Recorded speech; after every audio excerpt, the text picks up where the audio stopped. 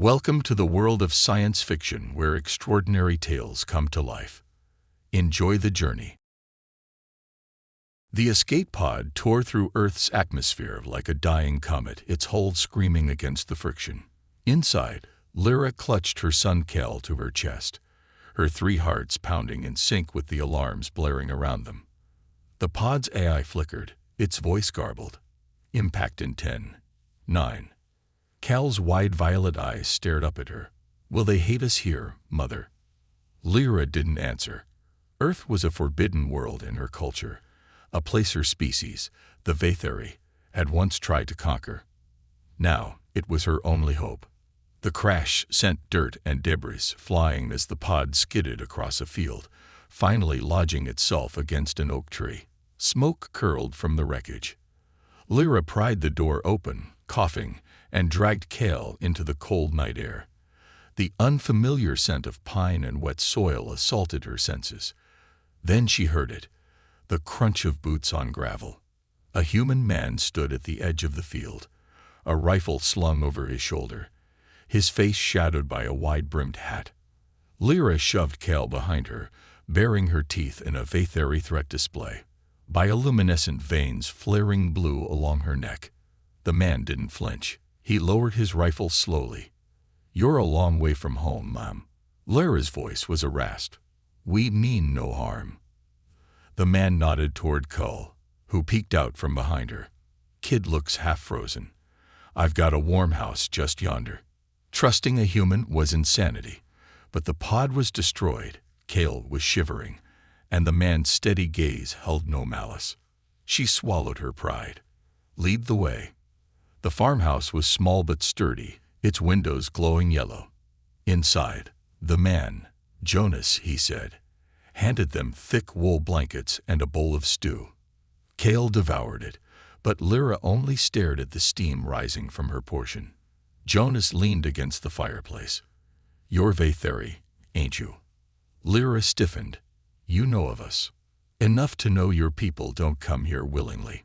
He studied her torn flight suit, the scars on her wrists, marks of a widow's bonds. "What happened?" Lyra's voice cracked. "My husband's brother took everything. I escaped before he could take Cal too." Jonas was silent for a long moment. Then he tossed another log into the fire. "Rest up. We'll figure things out tomorrow." As Cal slept by the hearth, Lyra watched Jonas through the flames. This human had no reason to help them. Yet here he was, offering shelter to a stranger from the stars. Outside, the wind howled. Somewhere in the dark, Lyra knew her past was hunting her. But for tonight, they were safe. The first light of dawn crept through the farmhouse windows, painting the wooden floors in streaks of gold. Lyra hadn't slept. She sat rigid in the corner, watching Jonas move about the kitchen, his movements slow and deliberate. The scent of coffee and something sweet, bread, perhaps, filled the air.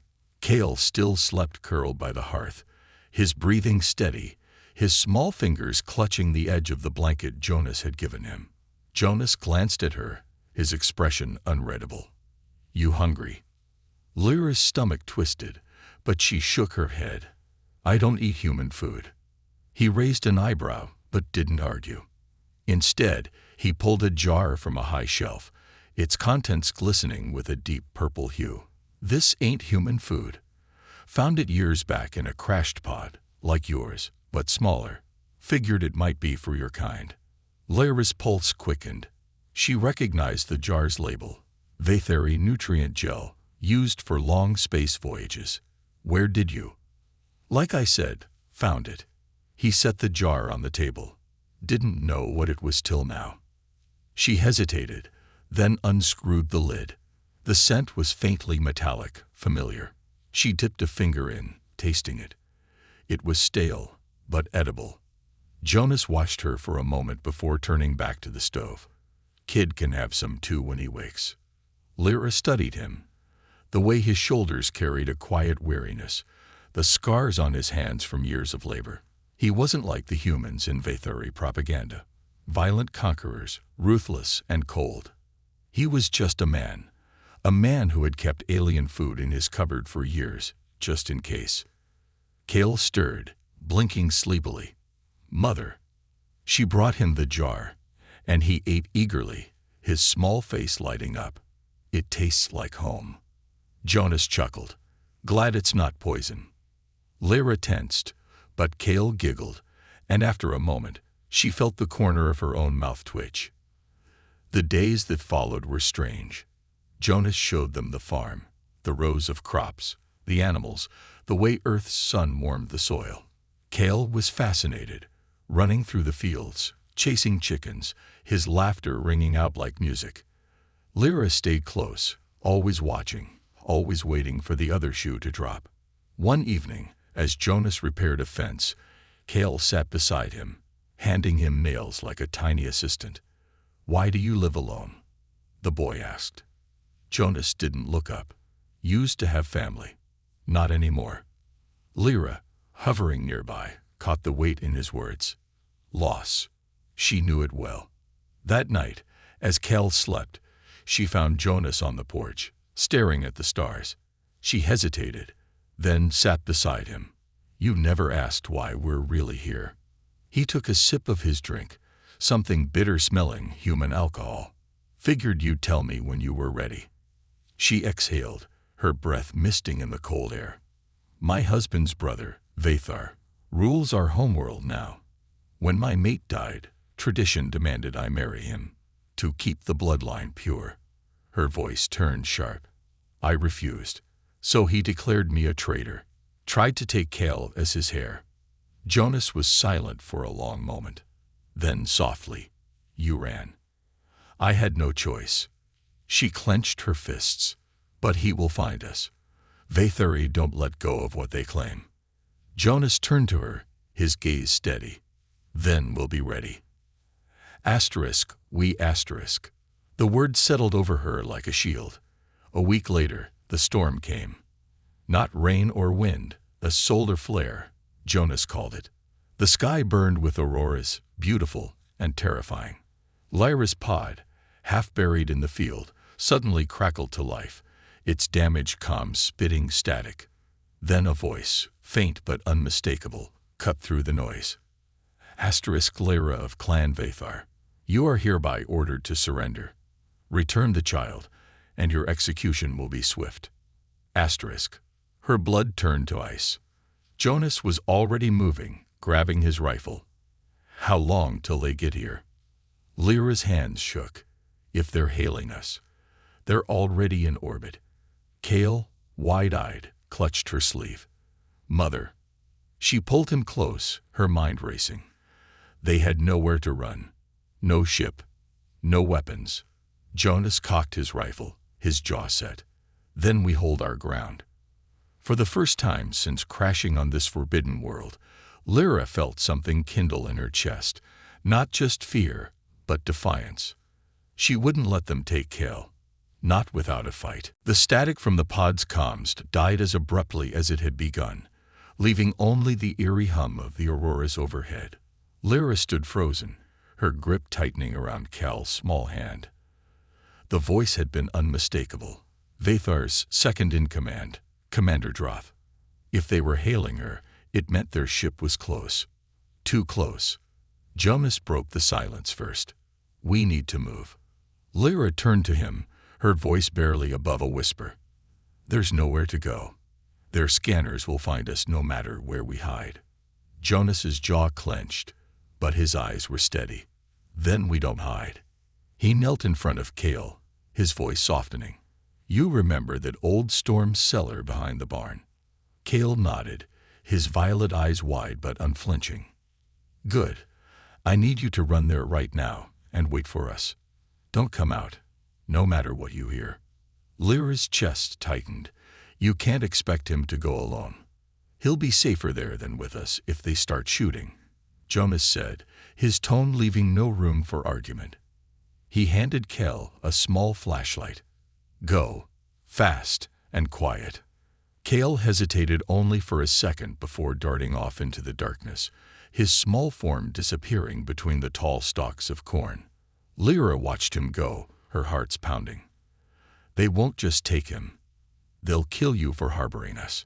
Jonas checked the rifle's chamber. Let him try. A low hum vibrated through the air, growing louder. Lyra's head snapped up as a sleek, angular ship descended through the aurora-lit clouds, its engines casting an unnatural glow over the fields. It was a Vatheri scout vessel, small but armed. Lyra grabbed Jonas's arm. You don't understand what they're capable of. They're weapons. I've got a few surprises of my own, Jonas muttered, nodding toward the barn. Before she could ask what he meant, the ship's ramp lowered with a hiss. 3 Vatheri warriors stepped out, their armor gleaming under the ship's lights. Droth led them, his scared face twisted in a cold smirk. Lyra, you look tired. She stepped forward, her voice steady despite the fear coiling in her gut. Leave. This world is under human protection. You have no authority here. Droth laughed, a harsh, grating sound. Human protection. These primitives. His gaze flicked to Jonas, disdain dripping from his words. You really think this dirt farmer can stop us? Jonas didn't flinch. You're trespassing. Droth's smirk faded. Enough games. Where is the boy? Lyra's fingers twitched toward the knife hidden in her sleeve. Gone. A flicker of irritation crossed Droth's face. He signaled to his warriors. Search the area. Tear this place apart if you have to. As the warriors fanned out, Jonas suddenly whistled. A sharp, piercing sound. For a heartbeat, nothing happened. Then the barn doors exploded outward. A massive 4-legged machine lurched into view, its metal frame rusted but sturdy, its optics glowing a deep red.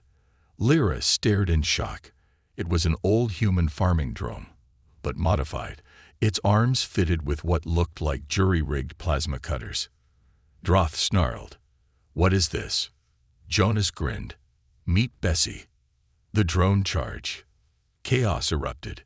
The Vatheri warriors opened fire, but Bessie's reinforced plating absorbed the blasts as she barreled into them. One warrior went down hard, his armor crumpling under the drone's weight. Lyra didn't waste time. She lunged at Droth, her knife flashing. He blocked her strike, but she twisted, slamming her elbow into his throat. He staggered, gasping. A gunshot rang out. Droth's shoulder jerked back, dark blood spraying. Jonas stood a few yards away, rifle smoking. For a split second, surprise flickered across Droth's face. Then fury. You'll regret that, human. He activated his wrist comm. All units, converge on my location. Burn this place to the ground. Lyra's stomach dropped. More ships. They were calling reinforcements. Jonas grabbed her arm, dragging her toward the barn. Time to go. They sprinted through the fields, the roar of engines growing louder overhead. Behind them, Bessie's metal frame finally gave way under concentrated fire, the drone collapsing in a shower of sparks. Lyra's mind raced. They couldn't outrun ships, couldn't fight an entire squad. Then she saw it, the storm cellar. Cal's face appeared in the doorway, pale with fear. Mother. They dove inside just as the first explosion rocked the ground above them. Dirt rained down from the ceiling as the cellar door slammed shut, plunging them into darkness. Jonas flicked on a lantern, revealing a small, cramped space lined with supplies. We've got maybe 5 minutes before they find us, he said grimly. Lyra pulled Cal close, her mind racing. There had to be a way out. Then her eyes landed on a rusted metal grate in the corner. Where does that lead? Jonas followed her gaze. Old mining tunnel. Comes out near the river. But it's unstable. Better than staying here. Another explosion shook the ground. Dust sifted through the cracks above them. Jonas hesitated only a second before nodding. He pried the grate open, revealing a yawning black tunnel. Stay close, and watch your step. One by one, they dropped into the darkness. Above them, the world burned. But for now, they were alive. And Lyra swore, this wasn't over. The tunnel was narrow, the air thick with the scent of damp earth and rusted metal. Lyra moved in silence, One hand pressed against the rough wall to steady herself, the other gripping Kel's wrist. Behind them, Jonas kept his rifle ready, his breathing steady despite the danger. Every few seconds, another explosion rumbled above ground, shaking loose pebbles from the ceiling. Kel stumbled, his foot catching on an uneven stone. Lyra caught him before he could fall, pulling him close. "Stay quiet," she whispered. "They might have audio scanners." The boy nodded, his wide eyes reflecting the dim glow of Jonas's lantern. The tunnel sloped downward, the walls growing slick with moisture. After what felt like hours, though it couldn't have been more than 20 minutes, the passage widened slightly, opening into a cavern where an underground stream cut through the rock. The water was shallow but fast-moving, its surface shimmering in the lantern light. Jonas crouched, dipping his fingers into the current. "This runs straight to the river. If we follow it, we can make it to town." Lyra hesitated. "And if they track us there? Then we keep moving." His voice was grim. "But right now, we don't have a choice." She knew he was right. Staying underground wouldn't save them forever. They waded into the stream, the icy water biting at their legs. The current tugged at them, but the tunnel's walls kept them from being swept away. Step by step, they pushed forward, the only sounds the rush of water and their own labored breathing. Then, light. A faint glow ahead marked the tunnel's exit. Jonas extinguished the lantern, and they moved slower now, cautious. As they neared the opening, Lyra peered out, scanning the riverbank. Clear. For now. They emerged into the pre-dawn gloom, the forest around them still thick with shadows. The river curved away to the east, and beyond it, the distant lights of a small human settlement flickered. Jonas pointed. "That's Milford. We can find help there." Lyra's instincts screamed at her to avoid human towns. More witnesses, more danger. But they were out of options. She adjusted the strap of the makeshift pack Jonas had grabbed from the cellar, checking the few supplies they'd salvage. A knife, a canteen, a handful of ration bars. It would have to be enough. They followed the riverbank, staying low in the underbrush. The first hints of dawn tinged the sky when the sound of engines cut through the trees. Lyra froze. Down. They dropped just as a Vathari skimmer soared overhead, its searchlights sweeping the ground. The craft hovered for a moment, then banked sharply, disappearing behind the tree line. Jonas exhaled. "They're getting closer." Kel tugged at Lyra's sleeve. "Mother, what if they find us?" She cupped his face. "They won't."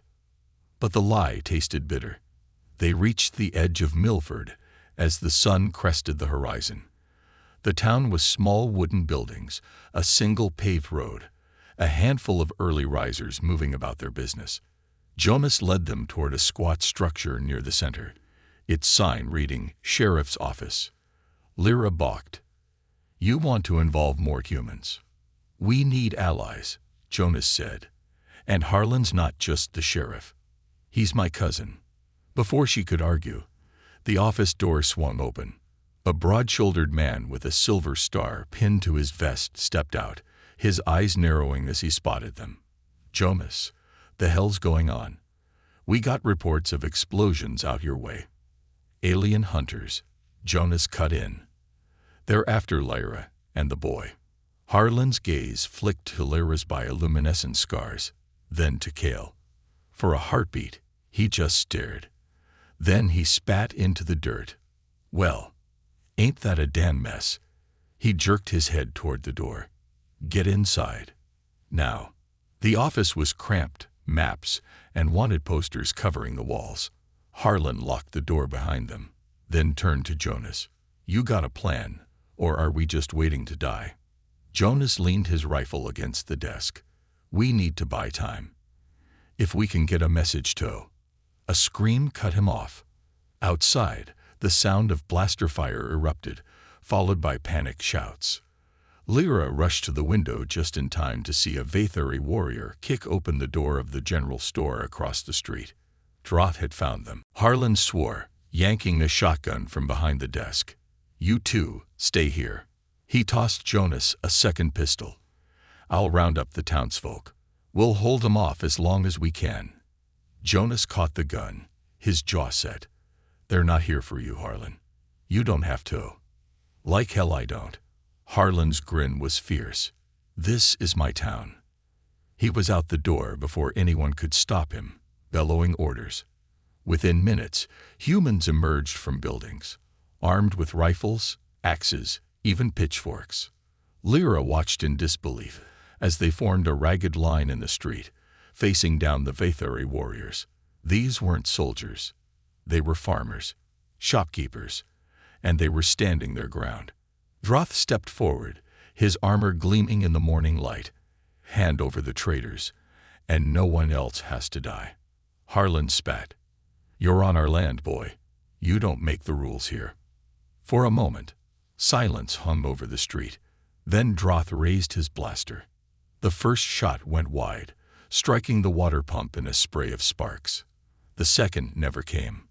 A thunderous roar split the air as a human fighter jet screamed overhead, its guns blazing. The Vathari skimmer exploded in a fireball, sending warriors scrambling for cover. Lyra whirled to Jonas. "You called for backup." He shook his head, just as stunned as she was. Then the radio on Harlan's desk crackled to life. A voice, calm and authoritative, filled the room. "Milford, this is Captain Reyes of the United Earth Defense Force. Hold your positions. Reinforcements inbound." Lyra's breath caught. The cavalry had arrived. And for the first time since fleeing her homeworld, she dared to hope. But Droth wasn't finished yet. As the humans cheered, she saw him slip away into the smoke, his eyes burning with fury.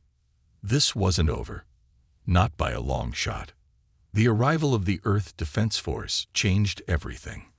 Within minutes, armored vehicles rolled into Milford, soldiers in sleek combat gear fanning out to secure the perimeter. The remaining Vathari warriors, outnumbered and outgunned, surrendered quickly, all except Droth. He had vanished, slipping into the chaos like a shadow. Captain Reyes, a tall woman with sharp eyes and a no-nonsense demeanor, approached Lyra and Jonas as medics checked Kel for injuries. "You're the ones they were after," she said, not bothering to phrase it as a question. Lyra straightened, her guard still up despite the human's intervention. "Yes." Reyes studied her for a long moment, then nodded. "You're safe now. Earth doesn't tolerate unprovoked attacks on its soil, alien or otherwise." Jonas crossed his arms. "What happens next?" "That's up to her." Reyes turned back to Lyra. "We can offer you asylum, protection, but you'll need to work with us. The Vathari Empire's been a thorn in our side for years.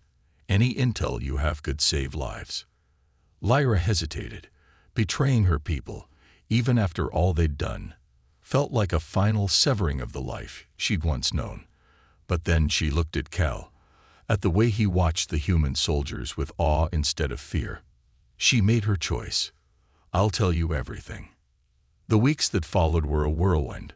Lyra spent days debriefing with Earth's military, sharing what she knew of Vathari tactics, technology, and weaknesses. In return, she and Kel were granted permanent sanctuary, a small house on the outskirts of Milford, not far from Jonas's farm. The townsfolk, once wary of the blue-skinned aliens, slowly warmed to them. The children were the first to accept Kel, marveling at his luminescent veins and asking endless questions about space. The adults took longer, but even the most skeptical couldn't deny the bravery Lyra had shown in standing with them against Droth's forces.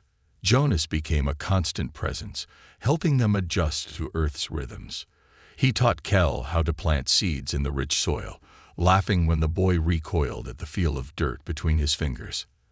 Lyra, in turn, showed Jonas how to repair machinery using Vathari techniques, their hands brushing as they worked side by side. One evening, as the sun set over the fields, Jonas found Lyra sitting on the porch, staring at the stars. "You miss it?" he asked quietly. She didn't pretend not to understand. "Sometimes, but not the life I had there." only the sky. Jonas sat beside her, his shoulder pressing against hers. You know, Earth's got plenty of sky. She smiled, just slightly. It does. A comfortable silence settled between them. Then, hesitantly, Jonas reached for her hand. Lyra didn't pull away. Months later, the news came. Droth had been spotted on the fringes of human space, rallying remnants of the Vathuri forces. The threat wasn't gone, but for the first time, Lyra wasn't afraid. She stood in the doorway of their home. Their asterisk home. Hers and Cal's, and in a way she was still learning to name. Jonas's too, watching as Cal raced through the tall grass with a group of human children. His laughter rang out, bright and unburdened. Jonas stepped up behind her, his arms wrapping around her waist. He's happy here. Lyra leaned back into his embrace. We both are. Above them, the stars glittered, countless and unchanging. But for the first time in her life, Lyra didn't feel small beneath them. She was exactly where she was meant to be.